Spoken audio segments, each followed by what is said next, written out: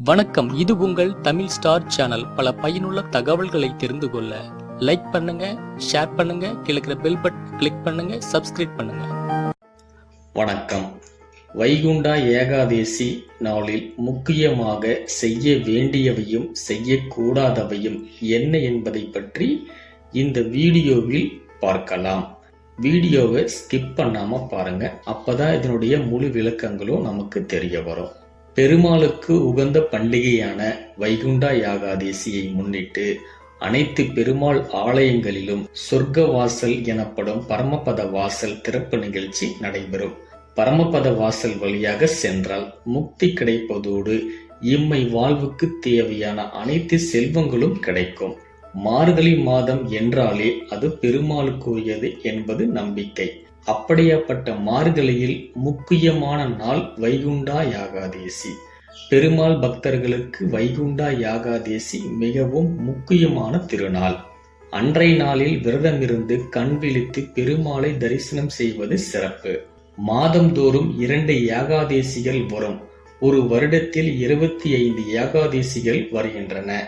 மாதங்களில் நான் மார்கழி என்று சொன்ன மகாவிஷ்ணுவுக்கு பிடித்தமான மார்கழி மாத வளர்ப்பிறையில் வரும் ஏகாதேசி எல்லா ஏகாதேசிகளை விடவும் இது முக்கியமான ஏகாதேசி நாளாகும்.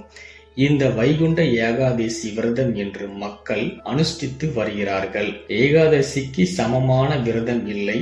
அதிலும் மார்கழி மாத வளர்ப்பிறை ஏகாதேசி மிகவும் முக்கியத்துவம் வாய்ந்ததாக கருதப்படுகின்றது. விஷ்ணுவை வேண்டி வழிபடும் விரதங்களில் முதன்மையானதாக இருப்பது ஏகாதேசி விரதம். இந்த விரதத்தை கடைபிடிப்பது அஸ்வமேதா யாகம் செய்த பலனை கொடுக்கும் என்கின்றது புராணங்கள். 1. ஏகாதசி திதி நாட்களில் தாய் தந்தைக்கு நினைவு நாள் சிதார்த்தம் வந்தால் அன்று நடத்தாமல் மறுநாள் துவாதி அன்று நடத்த வேண்டும். 2. ஏகாதசி அன்று உண்ணாமல் இருப்பவர்களை கேலி செய்யக்கூடாது. 3. ஏகாதசி அன்று துளசி இலைகளை பறிக்க கூடாது. தேவையானதை முதல் நாளே பறித்து வைத்து விட வேண்டும். 4. பரமபதம் வைகுண்ட ஏகாதசி அன்று இரவு கண் விழித்து பரமபதம் விளையாடுவது ஒரு முக்கியமான நிகழ்வாக கருதப்படுகின்றது.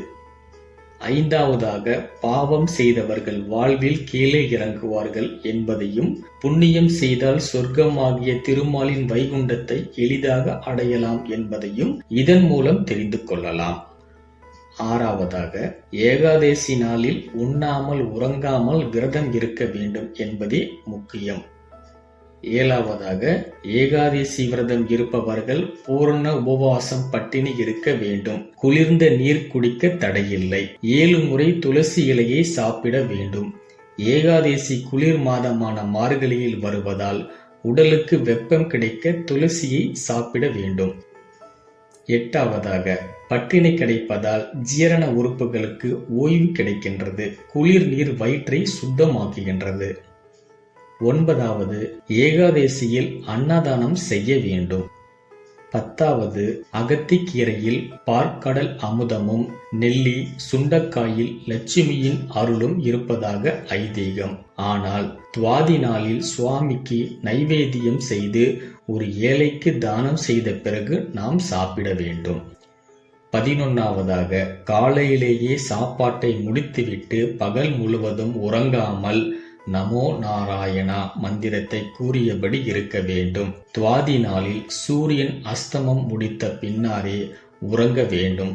இதன் மூலம் உடல் பலமும் ஆன்மா பலமும் அதிகரிக்கும் என்பது நம்பிக்கை.